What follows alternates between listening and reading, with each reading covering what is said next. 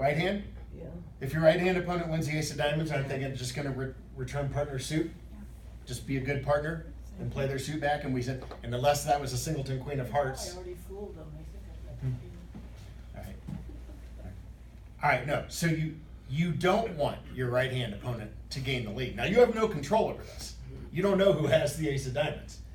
If you play the king of diamonds and your right hand opponent wins the ace, a heart's coming back, your jack appears, your left hand opponent covers the king, and they know what's going on to the suit, particularly if they are looking at the 10. Here come all the hearts. So that would be bad. All right. What if the opponent on your left has the ace of diamonds? All right. So maybe they cover the king, or if they duck, thinking that maybe they can try to catch you off from the dummy somehow, you're just going to continue with your 9 and continue with the diamonds until you can either count 9 tricks or they take their ace. But with 3 clubs, a heart, 2 spades, yeah, you really just need to keep pounding diamonds till the ace is out, right? All right. If your left-hand opponent wins the ace of diamonds, now you're worried because you are by no stretch out of the woods, right?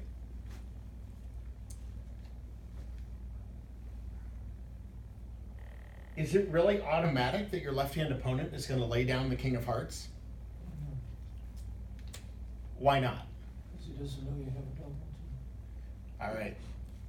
They don't know you have a doubleton, especially when you didn't duck, right? Could you not have just have easily started with ace-jack third rather than ace-jack doubleton? They don't know your exact distribution, even if you opened or rebid. In this case, rebid. I think it's too strong for no trump opening.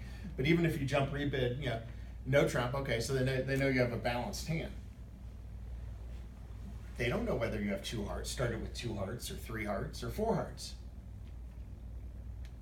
So if you started with ace-jack little and they lay down the king, what are they doing? They're giving you an overtrick, aren't they? They're setting up your jack. Well, if you're just playing rubber bridge, you may not be worried about that. But if you're playing duplicate, this can be an absolute disaster. You can't afford to give up overtricks, even if you can never beat the hand. If I'm declare and I have ace-jack X, I would love for my left-hand opponent to lay down the king and set up my jack as an extra winner. Now it's another overtrick for me. But what is more likely to happen? Well, if that person is looking at king 10, they're thinking, I need to get my partner in, because they want their partner on lead to lead through the jack. Right? Now, go back to the opening lead. West knows that East does not have the jack, right? This is back to our touching honors discussion. They played the queen at trick 1, not the jack. So lefty knows that the jack is in declare's hand, but doesn't know that it's ace-jack doubleton. That's the tricky part. If my opponent lays down the king and the jack falls, you know what? Fine. You guessed and you got me. Here come all the hearts. I'm going set. But most good defenders won't do that. Isn't it also possible that when that guy played the queen, he also had the king? No, we're saying that the king is over here. Okay. Yeah. We're saying they've led from something like king. If they had We'll call it the jack, king they would fifth. have played the jack. But if they had the, In fact, we'll call it specifically king 10 fifth. If they had the queen So- jack, they would have played the jack. no, I'm just saying if that guy had the king queen, he'd lay down the queen, not the king. If East had king queen, they would follow to the trick with the queen. Yes. Yeah, but if he had queen jack, wouldn't he follow with the jack? Jack. Yes. And Yes. so then they would know. You know, So if this was the opening leader's holding, if they led fourth best from king 10 fifth, original holding of hearts, if their original lead was fourth best from that, and it went small, small queen, ace at trick 1, that person on opening lead knows that partner started with the queen and not the jack. They now know the jack to be in declarer's hand. What they don't know is, looking at 5 hearts in their hand and 2 in the dummy, did partner start with 3 and declare 3? Did partner start with 4 and declare only 2, as is the case here? They don't know that. They don't have a count on the suit. Gotcha. So, they have to guess, right? So what I think is more likely is that this person is going to say, well, let me see if I can get partner on lead. Maybe partner, not declare, has the ace of clubs or the ace of spades. Maybe I can find my way into partner's hand and then they will switch. And the thing is, your partner may know what's going on. Say, here east. This person over here, they may know exactly what's going on. Especially if you don't continue, right? Because if left-hand opponent had king jack 10, they would probably start cashing, right? At this point, they would probably start banging down these heart winners and thinking, okay, I think the whole suit's coming in. We can set this a trick. And this person over here knows what's going on. They're like, yeah, declare has the jack. I need to lead through it. But what if they can't get the lead? This puts West in a very difficult position. So notice here that we're saying, okay, all we're telling you to do on this particular example is don't hold up your ace. Don't give the show away. Don't make it easy for the defense. You're not even false carding. Here, you're just winning the first trick and going about your business trying to make your 3-0. So it may not even occur to you that you're trying to do something deceptive. And maybe even for this particular hand, I'm not even sure deception is the best description of what we're doing. It's just what you are doing is you're giving your opponents a chance to go wrong. So if you have a choice of plays, one is, well, they might get this wrong. And 2 is, I gave the show away. They're never going to get this wrong. Pick option A. Yeah. Give them a chance to go wrong. Because and as a defender, again, particularly at match points where those over tricks, if you, as a defender, you give up over tricks, this could be really damaging to your score on the board. Everybody's action is totally justified. It is completely reasonable for West here to not just bang down the king. I mean that's, you're taking a chance. Now, notice that I have said match points. West, we already know that West held the ace of diamonds, right? And the king of hearts and the queen of hearts. Now again, I didn't give you the auction.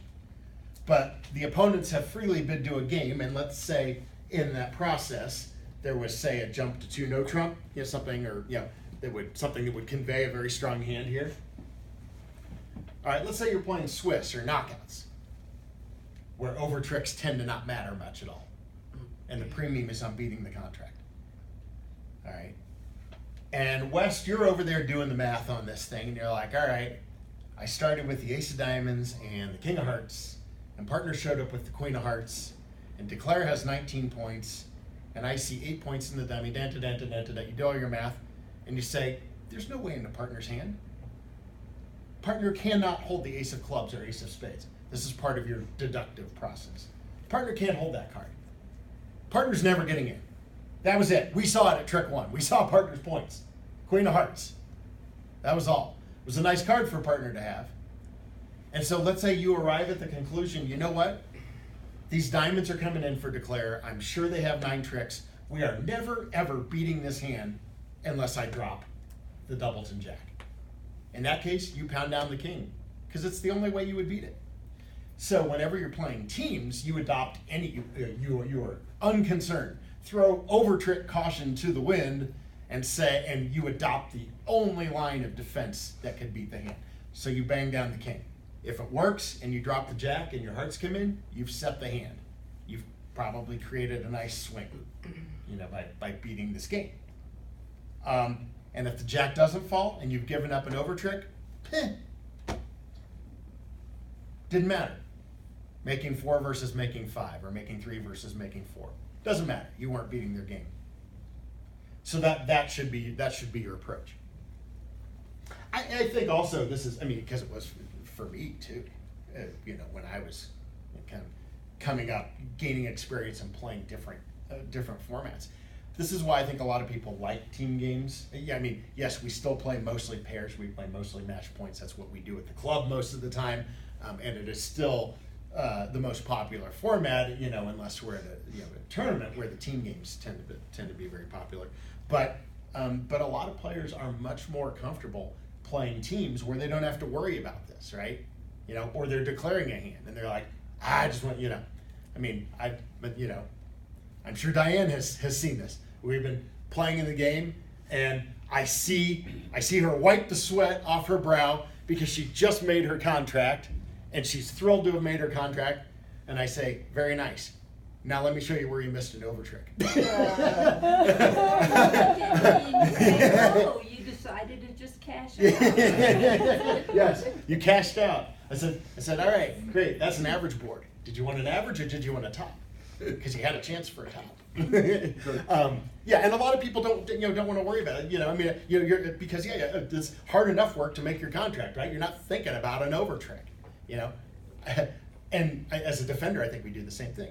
You're like, I just want to take I don't want to go to bed with any of my tricks. I don't want to go to bed with my king of hearts. I better take it now. If you're playing East, is there any way to help out your partner on a diamond lead? So without treading on this particular hand. So it's weird. So on this particular hand, it would actually be West helping out East rather than the other way around. And I don't want to get into this today, even though I think it's very important. But it's difficult. That's fine. Okay. But there is a gadget. Have you ever heard of or seen on the convention? Because it's on your convention card. Have you ever seen Smith Echo before? All right. Smith Echo is designed for no trump, and it's a way for defenders to communicate to their partner. Yes, we got off to the right opening lead. As soon as we get in, we should continue the suit that we led, and it can come from either side. Okay, but we won't get into that. Yeah. Okay. Or you can say no, I didn't like the opening lead. Yeah, how it's done is a little more complex. So that definitely falls in the territory of advanced signaling. It's a great tool, but it is very easy to forget to do it. All right. So you see your best chance, and in fact, really your only chance to make 3-0 is you need some help from the defense here. You need them to not continue hearts when they get in. And then, like I said, it's still even at that stage, it's only a 50-50 proposition. Because if this person holds the ace of diamonds, of course they're going to return their partner's suit and give the show away, right? They have a bad hand. They have nothing better to do. They have no suit of their own that they're ever going to get set up.